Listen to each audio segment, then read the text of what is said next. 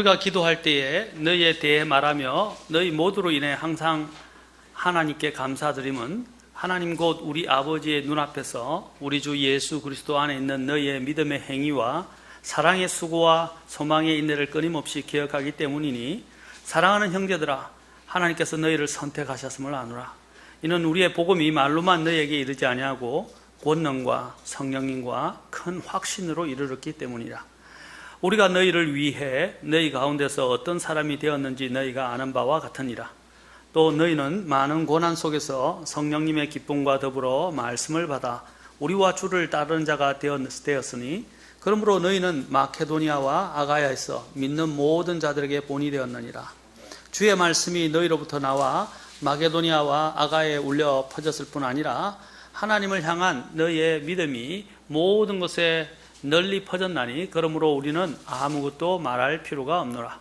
그들이 직접 우리에 관하여 보여주되 우리가 어떤 식으로 너희에게 들어갔는지 또 너희가 어떻게 우상들을 버리고 하나님께로 돌아와 살아계시고 참되신 하나님을 섬기며 그분께서 죽은 자들부터 살리신 그분의 아들께서 하늘로부터 오실 것을 기다리는지 보여주나니 이분은 곧 다가올 진노로부터 우리를 건져내신 예수님이시니라. 기도하겠습니다. 주님, 이 자리에 함께 합시고 말씀을 높여주고 영광을 받아옵소서. 예수님의 귀한 존함을 받들어 기도하옵나이다. 아멘. 앉으시겠습니다. 자, 제가 지난 시간에 이어서 이상적인 그리스도의 상과 또 교회의 상에 대해서 계속해서 말씀을 선포하겠습니다. 이상적인 그리스도의 상 그리고 교회의 상에 대해서 말씀드리겠습니다. 오늘은 특히 무엇보다도 1장 3절을 중심으로 말씀을 선포하려고 합니다. 1장 3절 하나님 곧 우리의 아버지의 눈앞에서 우리 주 예수 그리스도 안에 있는 너희의 믿음의 행위, 그 다음에 사랑의 수고, 소망의 인내를 끊임없이 기억하기 때문이니. 자, 이 세 가지를 중심으로 오늘 이 데살로니가 교회가 어떻게 이상적인 그리스도인과 교회의 상을 나타내는 그런 본이 되는 교회가 되는지를 이 구절들을 이 세 가지 요소를 중심으로 살펴보겠습니다. 주님께서는 분명히 우리에게 있어서 가장 영원히 남는 세 가지를 말씀하셨어요. 은사들 고린도전서 12장부터 14장에서 은사들에 대해서 말씀하셨는데 그 중에서 영원히 남는 세 가지를 말씀하셨어요. 뭘까요? 잘 알고 계시죠? 예? 수많은 은사들이 있지만 그 선물들 중에서 어떤 것이 믿음, 소망, 사랑 이 세 가지는 영원히 있을 것인데 그 중에서 뭐라고 그랬어요? 사랑을 사모하라 그랬어요. 사랑. 자, 믿음, 소망, 사랑 이 세 가지는 영원히 있을 것이다 라고 말씀하셨습니다. 오늘 여기 데살로니가 교회가 바로 이 세 가지를 가지고 있었어요. 바로 믿음의 역사, 사랑의 수고, 그 다음에 소망의 인내. 자, 먼저 우리는 이 교회는 믿음의 행위, 믿음의 역사가 있는 교회였습니다. 자, 첫 번째 보면 그들은 하나님의 선택을 받았습니다. 사랑하는 형제들아 하나님께서 너희를 선택하셨음을 아노라 라고 4절에서 말하고 있습니다. 사도 바울은 데살로니가 교회 성도들이 박해 중에서도 복음을 받아들인 후 믿음의 삶을 실천적으로 살아가고 있는 모습을 바라보면서 너무 감사하고 기뻐했었습니다. 그래서 그들을 이러한 가운데서 기억한다라고 말했습니다. 그리고 또한 2절에 보니까 뭐라고 말했어요? 너희 모두로 인해 기도할 때에 너희에 대해서 말하고 너희 모두로 인해서 어떻게 해서 항상 하나님께 감사드린다. 특히 사도 바울에게는 이 교회를 생각할 때마다 기억할 때마다 또 기도하면서 언급할 때마다 항상 감사와 기쁨이 넘쳤어요. 어떤 철학이나 이성이나 세속주의적 상식이 역사하는 교회가 아니었습니다. 우리 목회자들에게 가장 기쁜 것은요, 전에도 제가 잠깐 말씀을 언급했지만 정말 이 복음을 받은 성도들이 이제 이 교회를 이루면서 교회 안에서 이 말씀을 배운 대로 순종하고 또 그 말씀에 따라서 실천하면서 살아가고 있는 그리고 주님 안에서 영적으로 성장하는 모습을 볼 때 가장 기쁩니다. 정말로 보람되고요. 지금까지 그 실험과 그 수고가 다 씻어지는 듯이 정말 기쁩니다. 얼마나 기쁜지 몰라요. 그런데 데살로니가 성도 사람들은 성도들은 형식적으로만 믿음의 일한 삶을 사는 것이 아니라 실제적인 삶에 있어서도 그들은 삶을 통해서 이런 아까 행위라고 그랬는데 이 역사들이 일어나고 있었습니다. 그래서 이것을 사도 바울은 work of faith, 뭐라고 그랬습니까? 믿음의 행위, 곧 이 역사가 있었다라고 단도직입적으로 언급하고 있습니다. 믿음에는 살아서 역사하는 살아있는 믿음이 있고 죽어서 역사하는 또 죽은 믿음이 있습니다. 자, 저와 여러분의 믿음은 살아있습니까? 죽어 있습니까? 살아있는 믿음은 뭐라고 그랬어요? 야고보서에서 다루고 있는 바가 무엇입니까? 예, 행함이 없는 믿음은 죽은 것이다 그랬어요. 이 행함은 우리가 구원받기 위해서 행하는 행함이 아니라 구원받은 사람들의 삶 속에서 나타나는 역사를 이야기한 것입니다. 정말로 구원받은 사람들의 삶은 그 행위가 보이기 시작합니다. 그것은 뭐냐면 회개에 합당한 열매이며 구원받은 사람에게 합당한 삶의 모습 열매라고 할 수 있습니다. 그들은 정말로 하나님의 선택을 받은 교회였다는 것을 증명해 보였어요. 무엇을 통해서? 믿음의 역사를 통해서. 그들이 가진 믿음은 그들이 정말 하나님의 선택을 받았고 그들의 믿음은 살아있는 믿음이었다는 것을 보여주는 것입니다. 왜냐하면 뒤에 우리가 보면 그들이 믿었던 하나님은 살아계시고 참되신 어떤 하나님요? 살아계시고 참되신 하나님을 믿었기 때문입니다. 살아계시고 참되신 하나님. 그래서 9절에 나오잖아요. 살아계시고 참되신 하나님을 섬겼다라고 되어 있습니다. 여러분과 저는 하나님의 은혜로 주님의 것이 되었지 우리 자신에게 어떤 자격이나 어떤 메리트나 또 우리가 스스로 노력해서 노력의 대가로 우리가 구원받고 그리스도인이 된 것이 아니라는 것입니다. 정말 하나님께서는 십자가에 달리신 그분의 아들 예수님과 그분의 흘리신 피로 우리에게 그분의 사랑을 나타내 보여주시고 그분의 죽음을 통해서 우리의 모든 죄를 다 해결해 주셨던 것입니다. 그리스도 안에서 우리를 택하신 것입니다. 그리스도 안에서 우리를 택하셨어요. 그래서 1절에 보면 주 예수 그리스도 안에 있는 데살로니가 사람들의 교회에 편지하느니라고 했어요. 주 예수 그리스도 안에 있는 이라고 말하고 있는 것입니다. 그들은 또한 이 복음을 통해서 선택을 받았을 뿐 아니라 복음을 들었을 때 어떻게 했어요? 그들은 복음을 믿고 그 말씀을 기쁨으로 받아들였습니다. 기쁨으로 믿고 기쁨으로 받아들였어요. 1장 5절과 6절에 보십시오. 1장 5절에 보면 자, 복음이 말로만 너에게 이르지 아니하고 권능과 성령과 큰 확신으로 라고 말하고 있어요. 그 다음에 또 6절에 보니까 너희는 많은 고난 속에서 성령님의 기쁨과 더불어 말씀을 받았다. 자, 말씀을 기쁨으로 받았다는 것입니다. 성령님의 그 기쁨과 더불어 말씀을 받았다.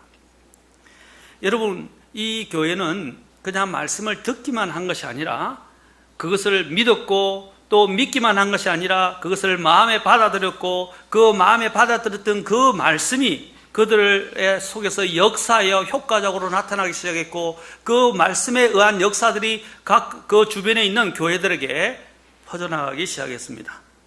성령님께서 하나님의 말씀을 사용하셔서 그들은 그 사도 바울이 전하는 복음의 메시지를 받아들였던 것입니다. 그래서 그들은 어떻게 해서 그 말씀을 받아들인 그들의 태도에 대해서 2장 13절에서 이야기합니다. 2장 13절을 가서 보겠습니다. 오전에도 조시더만 오후에도 조시네. 이제 2장 13절 보겠습니다. 자, 2장 13절 같이 보겠습니다. 시작. 이런 까닭에 우리가 또한 하나님께 끊임없이 감사를 드리면 너희가 우리에게서 들은 하나님의 말씀을 받을 때에 그것을 사람들의 말로 받지 아니하고 하나님의 말씀으로 받았기 때문이니 진실로 그러하도다. 그 말씀이 또한 믿는 너희 안에서 효력 있게 일하느니라. 자, 보십시오. 그들은 말씀을 받을 때 어떻게 했어요? 끊임없이 아까 오전에 이야기했던 끊임없이 감사를 사도 바울이 드리게 됐습니다. 그 드리게 된 이유가 자, 그들이 바로 사도 바울과 그 사역자들을 통해서 들었던 하나님의 말씀을 받을 때의 그 태도를 한번 보십시오. 어떻게 받아들였습니까? 사람의 말로 받지 아니하고 하나님의 말씀으로 받아들였다. 자, 그럴 때 진실로 그러하도다. 진짜 그렇게 받아들였다는 거죠. 그러니까 어떤 일이 일어났어요? 그 말씀이 그들 안에서 효력 있게 역사했다고 말합니다. 이 일하다 이 말이 똑같은 행위 이 단어입니다. 역사했다는 것입니다. 행위가 일어났다는 것입니다. 그것이 일하기 시작했다는 것입니다. 그래서 5절에 있던 것이 말씀한 것처럼 복음 말씀이 말로만 이르지 않았다는 것입니다. 그들의 이제 사람들이 그 안에서 바뀌기 시작을 했어요. 그 말씀을 성령님의 기쁨으로 받아들이면서 그들이 이러한 행위들이 나타나기 시작하고 효과적으로 역사하기 시작하면서 그들이 어떤 사람으로 변해야 되면 6절에 보니까 6절에는 어떻게 되었다고 그랬어요? 자, 더 나가서 그들은 6절에 제일 뒤에 보니까 그들은 말씀을 받아서 우리와 주를 따르는 어떤 사람들이 이렇게 이야기합니다. 아, 나는 주님만 따르는 사람이야. 저는 그런 사람들의 이야기를 많이 들었어요. 그렇지 않습니다. 우리가 교회를 이루는 이유가 뭡니까? 말씀을 가르치는 자와 오늘날 이렇게 좀 잘못되어진 생각을 가진 사람들, 우리가 다 제사장이고요, 성령님의 기름 부으심이 당신만 있는 게 아니라 나도 있고요, 나도 제사장이고 나에게도 성령님이 역사하는데 당신만 말씀을 합니까? 당신만 뭐 합니까? 목사님들한테 그러면서 나도 말씀을 받는 사람이고, 그래서 나는 주님만 따릅니다. 목사님 안 따릅니다. 예, 우리가 맹목적으로 목사님을 우상시하고 따라가면 안 되겠죠. 그러나 사도 바울이 그랬어요. 내가 그리스도를 따르는 것처럼 너희가 나를 따르라 라고 사도 바울이 이야기했어요. 그리고 너희가 그리스도를 따르는 나를 보고 나를 믿고 따르라라고 이야기했어요. 그리고 히브리서 13장에서는 그 목회자들의 그 결말들, 믿음의 결말들을 지켜보고 또 그들을 따르라라고 말하고 있어요. 우리는 주님을 따르지만 일단은 주님이 세우신 또한 목자나 인도자를 따라가는 것입니다. 그 인도자를 따르는 것을 중에 여기 사도 바울이 우리와 주를 따르는 자가 되었다. 그렇죠? 자, 우리가 이렇게 할 때 하나님이 주신 이런 말씀 안에서 말씀을 가르치는 자와 함께 같이 공유하고 같이 일하고 같이 따라가는 것은, 함께 따라가는 것은 중요한 믿음의 원리 중에 하나입니다. 그들은 어떠한 가운데서 사도 바울과 그리스도를 따랐습니까? 자, 아까 이 믿음의 역사가 어디까지 나타났냐면 그들은 많은 박해와 고난 가운데서도 사도 바울과 그리스도를 쫓았다는 것입니다. 여러분, 고난과 어려움이 오면요, 사람들은 자꾸 뒤로 물러나려고 그러고 피하려고 그러고 회피하려고 그러고, 그렇죠? 그것을 하지 않으려고 합니다. 왜냐하면 손해를 감수하고 고달프고 희생을 감수하면서까지 따르고 싶지 않거든요. 손해를 안 보려고 그런다고요. 오늘 어떤 분이 또 이 우리나라 경제적인 이런 여러 가지 정치적, 영적 상황에 대해서 이렇게 진단을 하더라고요. 사람들이 자기도 모르게 막 잘못된 선동들에 따라갔다가 이제 그들은 선동들에 따라가가지고 그것이 잘못된지도 모르고 막 레밍처럼 따라간다는 거죠. 또는 송사리처럼 따라간다고 하더라고요. 그런데 어떤 일이 있냐면 나중에 자기도 모르고 막 따라가다가 경제적으로 손실이 오기 시작하면 그때서야 눈을 뜨고 아, 잘못됐구나. 피부로 와닿으면서 이제 뭔가 잘못되고 있다는 걸 깨닫는다는 거죠. 그 전까지는 못 깨달는 거예요. 다시 말해서 사람들이 자신에게, 특히 요즘은 워낙 돈이 사람들의 마음을 장악하고 사람들의 실생활들을 완전히 장악하다 보니까 실제적인 돈의 문제나 경제적인 손실의 문제가 오게 되면 그때서야 사람들은 정신을 차리기 시작하는 거예요. 오늘날 여기 있는 이 정부에 대해서도 어떻게 생각합니까? 이제는 경제적으로 막 최악이거든요. 지금까지 있었던 것 속에 최악 중에 최악이에요. 그러니까 이제 사람들이 일어나기 시작하고 막 눈을 뜨기 시작하고 잘못됐다고 이야기하기 시작하고 소득주도 경제 성장이 이 문제가 있다고 이야기하기 시작하고 이게 좀 사회주의적이라고 이야기하기 시작하고 이제 막 사람들이 일어나기 시작하더라고요. 뭐 때문에 일어납니까? 자신에게 손해가 오니까. 그래서 사람들은 자신에게 손해가 오면 사람들이 달라지기 시작하는 거예요. 그런데 우리 그리스도인들은 손해에 의해서 움직이는 사람들이 아니에요. 아멘? 손해가 와도 우리는 주님을 따르는 사람들입니다. 그게 믿음의 역사예요. 손해를 손해로 보지 않는다는 것입니다. 그것은 주님 때문에 당할 수 있는, 그렇죠? 당할 수 있고 손실을 볼 수 있는 하나의 사명이라고 생각합니다. 2차 대전, 세계대전 때 영국 런던에서 있었던 일이라고 합니다. 독일군 비행기가 하루에도 수십 대씩 나라와 런던 시가지와 해안을 폭격했습니다. 그런데 전쟁이 거의 끝날 무렵에 런던에는 그동안 볼 수 없었던 이상한 꽃들이 피기 시작했습니다. 식물학자들이 연구한 결과 그 꽃은 뉴질랜드 해안에 많이 피어있는 꽃이라는 사실을 알게 되었습니다.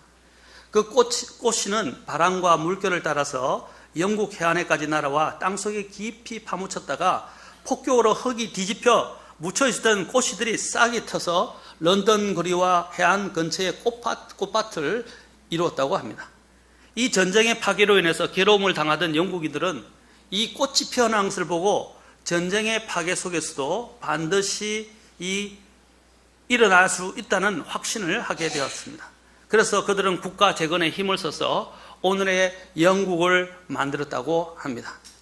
사람들에게 이 뿌려진 이 생명의 말씀의 씨가, 그렇죠? 고난 가운데서 파헤쳐지고 드러나고, 그렇죠? 막 다 흩어진 것처럼 보이지만 그 고난 속에서 지켜진 그 믿음의 생명은 믿음을 통해서 소생하면서 결국 전체를 다 아름답게 비춰주는 현상으로 드러나게 된다는 사실입니다. 여러분, 믿음이 진짜로 아름답게 드러난 때가 언제나 고난을 통해서입니다. 여러분 아시면 백합화는, 제가 알기로는 백합화를 알고 있는데, 백합화는 바람이, 그 꽃이 가시가 있는데 바람이 불면 그 가시가 자기 자신을 찌른대요. 바람이 열려서 막 찌른대요. 그러면 찌르면 어떠냐면 그 가시가 얼마나 찌르면 아프잖아요. 모르겠어요. 백합이 아픈 걸 느끼는지 모르겠는데, 찌르면 오히려 그 향기가 팍 진동을 하면서 더 강한 향기가 확 흩날린다고 그럽니다. 자, 우리도 그리스도인들도요, 정말 주님의 이름으로 믿음 때문에 당하는 그 고난은요, 더 향기가 가득해져요. 그 믿음으로 인내하는 그 모습은 하나님 보시기에 얼마나 아름다운지, 그것은 그 고난의 향기가 주님께로까지 상달되는 겁니다. 여러분, 고난을 당한 사람들은 뭔가를 하기가 쉽지는 않아요. 그러나 그 고난을 견디고 인내로 견뎌내고 그 안에서 믿음을 지키는 그 자체가 얼마나 아름다운 향기로 발현되는지 모른단 말입니다.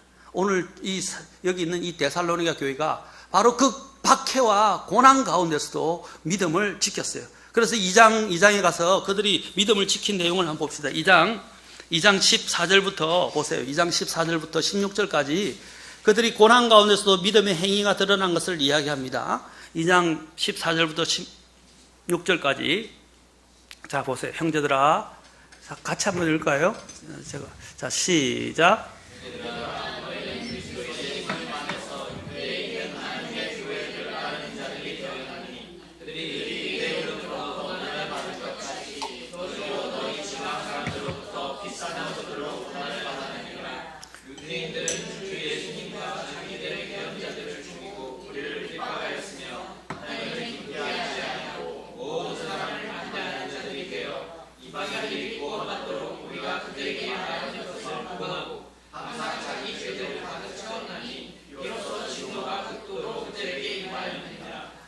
예. 자, 너희는 14절에 특별히 나있죠. 너희는 그 믿음의 그 말씀이 13절에 아까 읽었죠. 그 말씀이 그들이 믿는 그들 안에서 효력 있게 일했는데 어떤 것이냐. 14절. 형제들아, 너희는 그리스도 예수님 안에서 유대에 있는 하나님의 교회들을 뭐라고 그랬어요? 따르는 자. 그 유대에 있는 그 사람들 따르는 자가 뭐냐? 그들이 유대에 있는 자들이 믿지 않는 유대인들부터 얼마나 많은 박해와 핍박을 받았어요. 그것처럼 그들도 또한 그 유대에 있는 예루살렘 교회를, 유대에 있는 그리스도인들의 교회를 따르는 그런 사람들이 되었다라고 말하고 있습니다.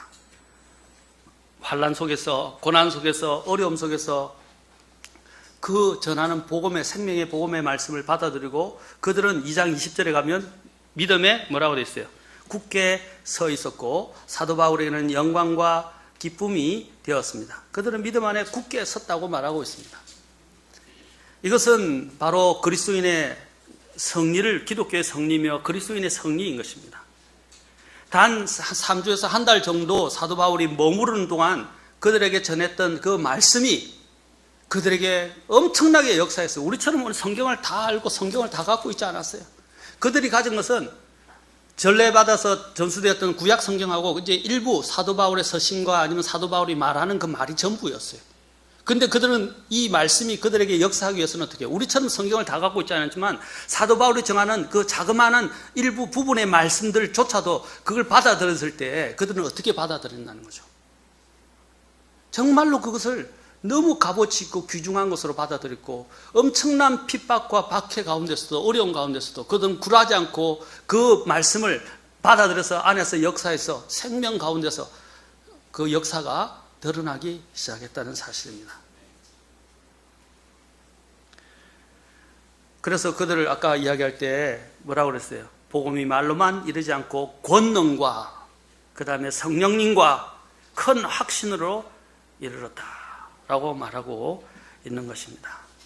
그런 가운데서도 그들은 어떻게 해요? 기쁨을 또한 잃지 않았어요.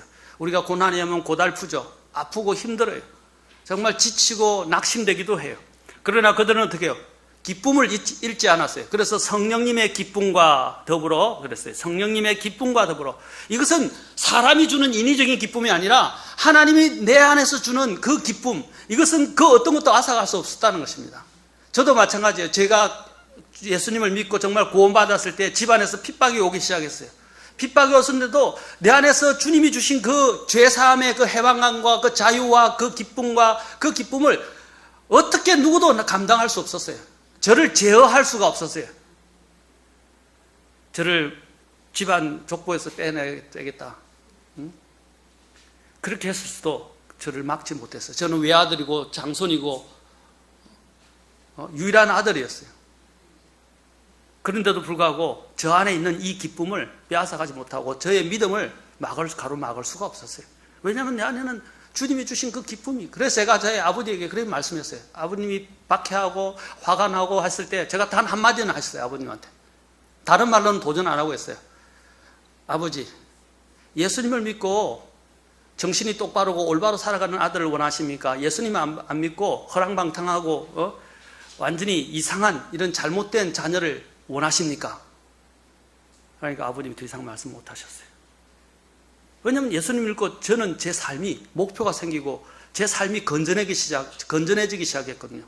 늘 죄에 눌려 살았고 죄에 찌들려 살았던 내가 예수님 때문에 건전해지기 시작했거든요.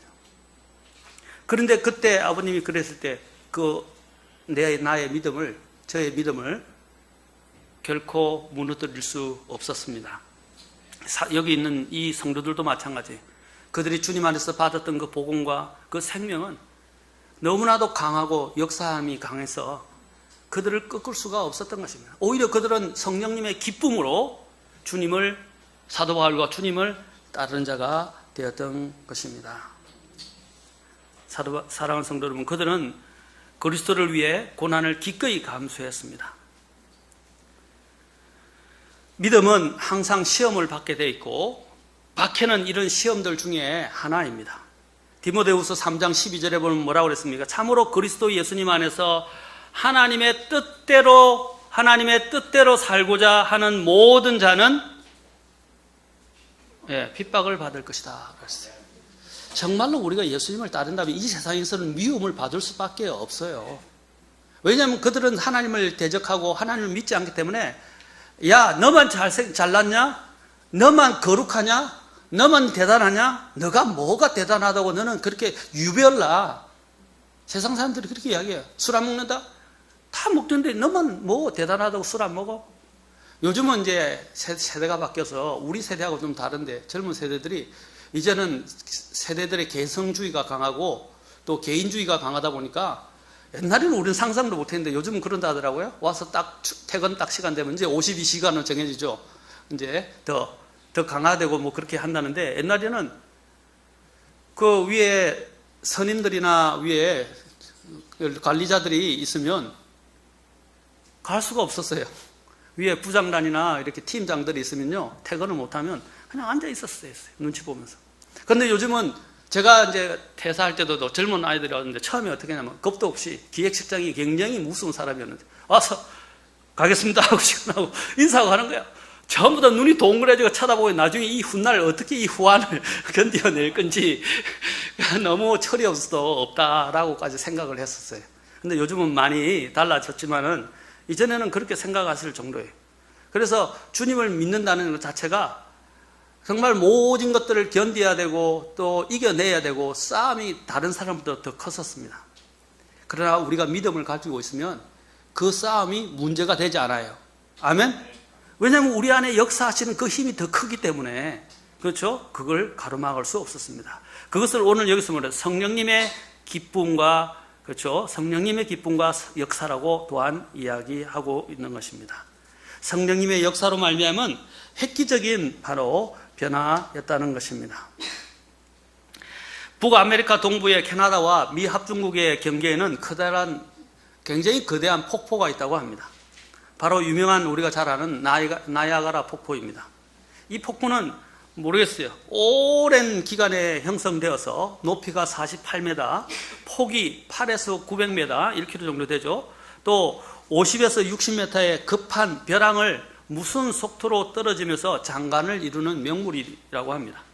더욱이 주변의 아름다운 전망은 이 폭포를 더욱 돋보이게 하고 야간에는 온갖 찬란한 조명기구들로 인해서 폭포를 더, 그렇죠? 조명을 비춰서 채색을 해서 막 놀라운 탄성을 자아낸다고 합니다.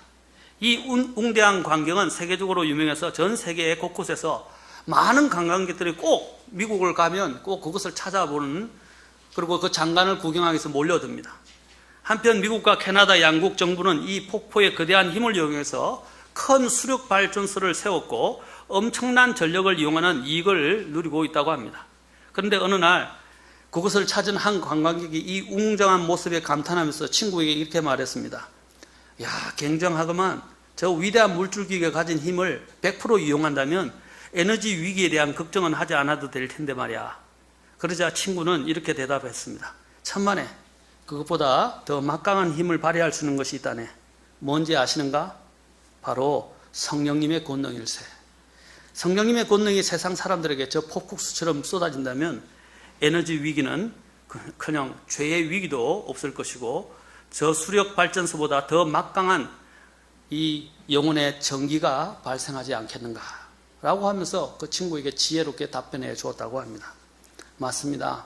여러분 로마서 1장 16절에 보면 우리가 그리스도의 복음을 부끄러워하지 않으니 그 복음은 믿는 모든 자에게 구원을 가져다 주시는 하나님의 권능이 된다고 그랬어요. 그 권능이란 이 헬라 단어가 뭐냐?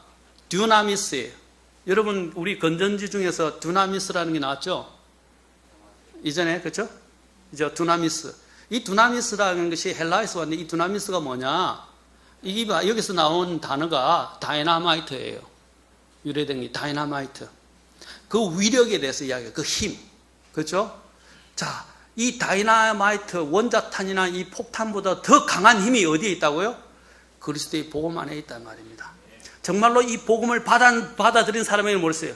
그 그리스도의 권능이 모든 사람을 능히 구원하고 모든 사람에게 역사하는 힘이 있어서 그 사람을 변화시킨다는 거예요. 아멘? 바로 이 데살로니가 교회는 이 믿음의 역사가 그 사람들이 변화된 모습들을 보여주는 것입니다. 그들은 고난 가운데서도 그리스도를 따르는 사람이 되었고 그들은 또한 아까도 말한 것처럼 그들은 고난 가운데서도 또한 사도 바울과 같은 그런 영적인 인도자를 따라갔다는 것입니다. 따른다라는 말이 무엇입니까? 그것을 그대로 모방한다. 그렇죠? 라는 뜻입니다. 우리 그리스도인이라는 단어 자체가 뭐예요? 무슨 뜻이죠? 그리스도인? 그리스도를 따르는 자다 아닙니까? 제가 이것도 준비하고 있어요. 곧 설교할 겁니다. 성경에 그리스도인 단어가 3번 나옵니다. 딱 3번 나와요. 그런데 이 용어가 언제 써 있는지 한번 여러분 숙제를 드리니까 한번 살펴보십시오. 제가 지금 숙제 2개 줬습니다. 여러분들에게. 마태복음 4장에 대해서 줬죠? 기억나세요? 때가 되면 제가 그 숙제를 풀어줄 거예요. 여러분도 공부해 보세요. 2번째 오늘 숙제가 뭐죠? 네, 그리스도인이 어디에 쓰였는지 한번 보세요. 그 그리스도인 단어가 무엇을 묘사하는데 어떻게 그리스도인을 묘사하는데 사용됐는지 한번 공부해 보세요. 그러면 제가 설교를 할 때 여러분이 더 마음으로 듣고 더 잘 받아들이고 이해할 수 있을 것입니다. 여러분, 우리가 그리스도인이라는 단어의 뜻이 뭐죠? 원초적인 뜻은 그리스도를 따르는 자가 된다는 거예요. 이 단어는 그냥 예사로운 단어가 아니에요. 우리가 기독교인, 이 그리스도인을 이야기하는 건데, 기독교인 그리스도인이라는 단어는 예사로운 단어가 아니에요. 근데 그게 너무 평범하고 너무 타성해져 있고 너무 평범한 단어로 전락해버렸어요. 이 단어는 정말로 대단한 단어입니다. 한번 숙제를 풀어보시기 바랍니다. 그래서 우리가 그리스도인이라는 것은 그리스도를 따르는 자다라는 것입니다. 바로 그들의 안에 하나님의 말씀과 성령님의 역사가 그들을 만들었어요. 이 역사가 어디까지 나타났습니까? 오늘 여기까지만 하겠습니다. 9절에 보십시오. 9절에 보면, 자, 그들의 믿음의 역사가 여러 가지로 나타난 게 보이게 됩니다. 자, 믿음의 역사가 9절에 보니까 우상들을 버리고, 그렇죠? 자, 그리스도를 따르게 됐는데 그 그리스도를 따르고 사도 바울과 그리스도를 따르는 그 역사가 어느 정도까지 났냐면, 자, 우상들을 버리고 살아계신 하나님께로 돌아왔다 그랬습니다. 하나님께로 돌아와, 자, 하나님께로 돌아온다. 이게 사실 회개예요. 맞습니까? 죄를 버리고 죄로부터 돌아서서 하나님께로 돌아가는 것이 성경적인 회개예요. 이게 성경적인 회개의 열매가 있었다는 겁니다. 그런데 또한 어떻게 했어요? 그냥 하나님께만 돌아만 왔어요? 그냥 구원받은 데서 거쳤냔 말입니다. 회개하고 구원받은 데서만 거치지 않고 살아계시고 참되신 하나님을 섬겼다. 성경에는요, 구원에 대해서만 끝나지 않아요. 항상 섬기는 자리에까지 이야기를 합니다. 아멘? 구원은 계속적으로 일하는 거예요. 구원은 시작이에요. 구원이 그것이 끝이 아니라는 겁니다. 여기서도 살아계신 하나님을 섬겼다라고 말하고 있습니다. 이 데살로니가 교회는 대표적으로 그 그리스도 문화의 중심지였어요. 그런데 그런 향락 산업이 너무 발달했는데, 왜냐하면 상업이 발달하면 향락 산업도 발달하고, 거기는 우상 숭배가 많았기 때문에 우상 숭배로 인한 종교적 창녀들도 그곳에 많았었어요. 그래서 굉장히 부패하고 타락한 도시이기도 했어요. 그곳에서 복음의 꽃이 피기 시작했고, 이 데살로니가 교회를 통해서 이제 점점 역사하는 힘이 있는데, 그 부패와 타락이 극에 달았던 이 데살로니가 교회에서 어떻게 해요? 복음의 역사들이 일어나기 시작하고 사람들이 구원받기 시작하고, 이것 때문에 유대인들이 질투를 해서 모의를 해서 사도 바울을 죽이려 하자 사도 바울이 어떻게 해요? 도망가 피신을 하게 되는 지경까지 이르렀다는 것입니다. 놀라운 일들이 있나요? 우리가 사도행전 16장 17장을 보면 그 놀라운 역사로 인해서, 그렇죠? 기부인들까지도, 많은 헬라 이방 기부인들까지도 예수님을 믿는 역사들이 일어났다고 말하고 있습니다. 여러분, 바로 이것이 믿음의 역사에 따른 것입니다. 그들은 우상으로부터 돌이켜 하나님께 돌아왔습니다. 하나님이라고 했지만, 전에도 이야기했지만, 아까도 이야기했지만, 하나님은 어떤 하나님이라고요? 살아계시고 참되신 하나님. 이 하나님이 외에는 없다. 이사야서나 예레미야를, 특히 이사야서를 읽어보면 하나님이 강조하는 게 뭐예요? 나 외에는 다른 신이 없느니라. 나 외에는 너희를 구원할 자가 없다. 나는 주라. 계속해서 이사야에서 반복해요. 그래, 하나님이 얼마나 위대하시고 하나님이 얼마나 놀라우신 분인지, 하나님이 어떤 분이신지를 계속 강조하고 있는 거예요. 그리고 우상들은 이야기하지 못하지만 나는 뭐예요? 역사한다고 말하는 거예요. 오늘 주님은 오늘 여기서 뭐라고? 살아계시고 참되신 하나님이라고 말합니다. 우리가 믿는 하나님은 죽은 하나님이 아니에요. 주님께서 아브라함과 이삭과 야곱에게 뭐라고 그랬어요? 나는 아브라함의 하나님이요 이삭의 하나님이요 야곱의 하나님이요 뭐라고 그랬어요? 산 자의 하나님이요 죽은 자의 하나님이 아니라고 그랬어요. 죽은 자의 하나님이 아니라 산 자의 하나님이라고 그러셨어요. 여러분, 그 살아계시고 참되신 하나님을 모신 사람의 삶은 달라질 수밖에 없어요. 그게 믿음의 역사예요.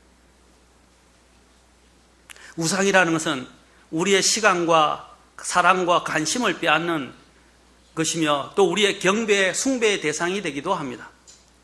우상은 우리의 관심을 빼앗고, 심지어는 우리의 시간을 빼앗고, 우리의 또한 정력을 빼앗고 우리의 우선순위를 빼앗아 버립니다. 이 데살로니가 교회 성도들은 아까 우상 숭배가 많은 곳이었다고 그랬잖아요. 우상에게 절하고 우상을 숭배해 왔었어요. 우상에게 갖다 바쳤어요. 요즘도 보면 얼마 전에 우리 부모님들, 어머니도 그랬는데 절에 가서 매 시주, 복냥, 그렇죠? 또 뭐 해달라고 새겨주는 거 받기 위해서, 부적 받기 위해서 돈까지 쭉 하면서 받아와요. 아무 효력도 없는, 그죠? 마귀의 역사만 불러오는 그런 일들 했었단 말입니다. 근데 거기도 돈을 갖다 바친다. 얼마 전에 우리 죄송하면 우리 형제, 젊은 청년 형제의 어머니도 얼마 전에 절에다가 가가지고 시주하고 이렇게 돈을 바쳤다고, 봉헌했다고 이야기하더라고요. 그치? 그럴 때 속이 상하다고 막 화가 나고 속이 상한다고 그러더라고요. 그런데 그들이 어떻게 했다고요? 그들이 그런 우상에서 돌아섰다라고 되어 있습니다. 돌아섰다. 우상을 파괴하고 우상을 버리고 돌아섰다는 것입니다. 정말 주님을 믿는 사람들은 자신이 갖고 있던 그 섬기던 우상, 이전에는 더 좋아하던 그 죄의 쾌락들, 죄의 낙들, 또 내가 붙잡고 있던 것, 그 모든 것들을 우선순위에서 내려놓는다는 겁니다. 아멘? 왜냐하면 이제 구원받은 사람 눈에는 하나님밖에 안 보여요. 맞습니까? 처음에 여러분 구원받을 때 뭐만 보였어요?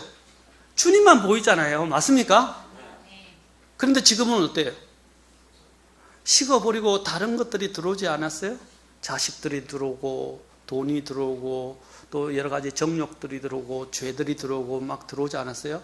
그래 내 삶의 눈을 이렇게 돌리게 하고 저렇게 돌리게 하고 마음을 빼앗아가고 내 마음을 도둑질해가요. 그게 사탄이 하는 짓이죠. 이전에는 주님밖에 안 보이는데 그렇게 됐던 거예요. 그게 사실은 이 지역에 또 소아시아 지역에서 제일 첫 번째 이제 요한계시록에서 언급하는 교회가 초대 교회를 의미하는 건데 에베소 교회가 있잖아요. 에베소 교회에 주님이 단점에 대해서 에베소 교회를 다 칭찬하셨어요. 그런데 에베소 교회의 단점이 뭐예요? 단점이 문제점이 뭐였어요? 처음 사랑을 떠난 거 아닙니까? 처음 사랑이 뭐예요? 그가 온전히 주님만 바라고 주님이 우선순위였는데, 그렇죠? 우선순위였는데 주님이 우선순위에 내려앉고 다른 것들이 들어오기 시작한 거예요. 그게 뭐라고요? 우상 숭배다요. 우상이다. 성경에서 탐심은 우상이라 그랬어요. 사랑하는 성도 여러분, 우상은 무서운 거예요. 우상은 조용히 우리한테 스며들어서 우리를 죽입니다. 아멘? 우리에게 믿음이 정말로 주님이 주신 이 믿음이 들어왔다면 우리 안에 이 역사하는 힘은 누구도 거스를 수 없어요. 아까 여기 데살로니가 전서 2장 14절에서 3절 4절에서 이야기한 것처럼 13절에서 이야기한 것처럼 그 말씀이 그들 안에 효과적으로 일어나게 되고 그들의 행위가 드러나게 되고 더 나아가서 이제 우리가 마지막으로 오늘 보게 될 것은 7, 8절에 있듯이 그들은 믿음의 본이 되고 그 본이 온 마게도니아와 아가야 지방에까지 울려 퍼지게 됐다는 것입니다. 살아계신 하나님께로 돌아섰을 뿐 아니라 거기서 더 나아가서 그들은 어떻게 믿음의 본이 온 사람들에게 알려지게 되었습니다. 모든 자들에게 본이 되었다. 마게도니아와 아가야. 그리고 또한 그들의 믿음의 역사는 뭐예요? 아까 주의 말씀을 뭐라고 그랬어요? 주의 말씀을 사람의 말로 받아들이지 않고 뭐라 했어요? 하나님의 말씀으로 받아들인 그 주의 말씀의 역사가 어떻게 했냐면 8절에 주의 말씀이 너희로부터 나와서 마게도니아와 아가야에 울려 퍼졌고 하나님을 향한 너희의 믿음의 그 믿음의 역사죠. 그 믿음이 모든 곳에 널리 퍼졌다는 것의 역사를 이야기하는 거예요. 이게 선교예요. 무슨 선교냐? 말로만 전하는 복음의 선교가 아니라 그리스도인이 가장 중요한 것은 말로만 전하는 복음의 선교가 아니라 뭐예요? 우리의 삶을 통해서 드러나야 돼요. 가족들이 특히 안 믿는 불신 가족들이요. 저도 그게 어려웠어요. 우리 가족들이 늘 저를 지켜봐 와서 제가 어떤 존재인지 잘 알아요. 그런데 내가 예수님을 믿는다 그러는데 뭘 보고 예수님 믿는다고 이야기하는 거예요. 그런데 나중에는 인정하기 시작했어요. 특히 제가 대학교 다닐 때 처음에는 제가 좀 이 잘못된 길로 가서 친구들과 어울리면서 주도하고, 그렇죠? 또 여러 가지를 하나님이 금하시는 것들을 했었어요. 그런데 그런 일을 하면서 제가 어떻게 그들에게 영향력을 발휘할 수 있어요?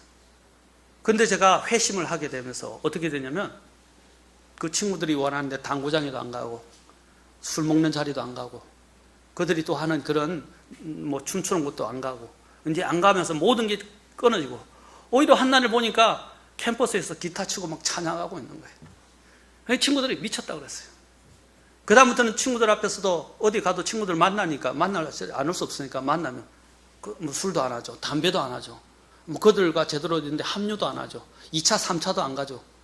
그래서 처음에는 의아하게 생각했는데 내 삶이 달라지니까 얘는 이제 더 이상 건들 수 없는 애구나. 그리고 삶도 건전해지고 더 달라지기 시작한 거예요. 달라지기. 우리 가족들도 처음에는 달라진 걸 몰랐죠. 시간이 걸리는 문제니까. 그런데 시간이 지날수록 제가 하는 행동과 말과 모든 게 달라지는 것을 보고 그제서야 어떻게 해요? 이제 거기에 대한 생각들이 달라지기 시작하는 거예요. 우리가 가장 강력하게 복음을 전할 수 있는 방법은 말로가 아니라 삶으로 보여주는 것입니다. 삶. 이 데살로니가 교회의 성도들이 바로 이 삶으로 온 곳에 곳곳에 이 복음이 알려지게 되는 거예요. 이게 선교의 역사예요.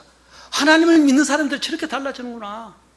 와, 삶이 다른 거예요. 왜냐하면 우상만 버린 게 아니라 아까 뭐랬어요? 그들 속에 막 핍박이 오고 손해를 보는데도 기뻐하고 막 감사하고 하나님 앞에 와서 하나님을 섬기고 경배하는 거예요. 그래서 처음에 볼 때는 얘들이 진짜 미쳐도 단단히 미쳤구나 라고 생각했을 건데 그들의 고결한 삶을 보면서 어떻게 됐어요? 달라지기 시작한 거예요. 실제로 있었던 우리 교회 침례, 마지막으로 이것만 언급하면 침례교회 역사 가운데서 여러분 특히 왈덴시안이 있는데 왈도파 특히 왈덴시안을 보면 전형적인 우리 침례 성도들 선배들의 많은 본을 볼 수 있어요. 그들의 삶이 너무 숭고해서 그들을 와서 로마에서 와서 잡아서 믿음을 개종하지 않으면 죽이겠다고 협박을 했었어요. 그런데 그들이 죽어갈 때도 어떻게 앉았어요? 너무 담대하게 죽어가면서 자기를 핍박하고 잡아서 죽이고 욕하고 하는 사람들에게 뭐라고 그러는지 아십니까? 그들을 용서한다고 그러고 그들을 사랑한다고 그러고 그들을 그리스도께 인도하고 싶다고 이야기하고 그 고통과 불이 지펴지고 있고요. 그렇죠? 엄청난 고문을 당하고요. 그 다음에 그들이 심지어는 여기에 목에 돌을 매달아고 연자맷도 실제 물에 던져서 수상시키기도 했어요. 그런데도 불구하고 어떻게 했어요? 그들을 용서한다고. 그러니까 그 주일에 대여를 써가지고 하나씩 죽음의 향을 걸어갔는데 너무 행복하고 기뻐하고 담대한 거예요. 그러니까 이 사람들이 이해가 안 가는 거예요. 그러다 그 사람이 죽으면서 용서하고 죽는 모습을 보고 이 죽이려고 했던 그 사람 병사들이 어떻게 되냐? 자기들도 나중에는 회심해서 그 죽음의 대열에 참여하기 시작하는 거예요. 그래서 그것이 죽은 자의 침례예요, 사실은요. 죽은 자들 위한 침례. 킹제임 성경에 나와요. 그 죽음의 침례들의 순교의 대열에 그들이 합류하기 시작하는 거예요. 왜 합류하게 됩니까? 바로 이전에 그 죽어갔던 그 사람들의 그 너무 고명한 삶의 모습, 간정, 그걸 보니까 야, 저들이 믿는 하나님이 어떤 하나님에게 그 하나님 때문에 목숨까지 내어놓고 우리를 용서하기까지 하고 저렇게 죽어가는가. 아멘? 아멘. 여러분들이 입으로 전하는 말이 아니라 저와 여러분이 정말 사는, 주님 안에서 사는 그 삶이 그 다른 사람들에게 영향을 주고 변화시키고 그래서 복음을 전하게 될 때 그제서야 그들이 마음이 열리고 주님의 복음을 받아들이게 됩니다. 아멘. 그것만큼 효과적인 복음이 없어요. 바로 데살로니가 교회의 성도들의 그 선교라는 것은 바로 그런 것이에요. 그들의 삶을 통해서 삶의 소문이 마게도니아와 아가야 전체에 울려 퍼져서 주의 말씀이 뭐라고 그랬어요? 주의 말씀이 그들에게서 나와서 울려 퍼졌다고 그랬어요. 바로 살아 역사하는 그들의 말씀의 역사들이 데살로니가 교회 성도들을 통해서 보여지기 시작한 거예요. 아멘? 우리도 마찬가지입니다. 우리도 이 이상적인 교회 모습처럼 믿음의 행위, 역사가 우리를 통해서 나타나서 수많은 사람들이 우리의 변화된 삶을 통해서 구원받는 그런 놀라운 일들이 우리 교회도 있기를 주의 이름으로 축원합니다. 기도하겠습니다.